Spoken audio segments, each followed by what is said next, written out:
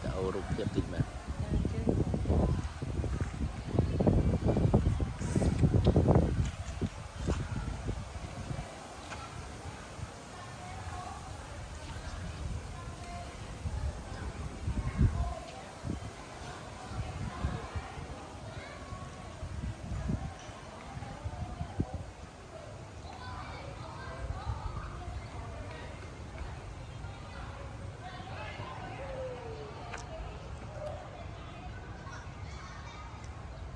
វិទ្យាល័យ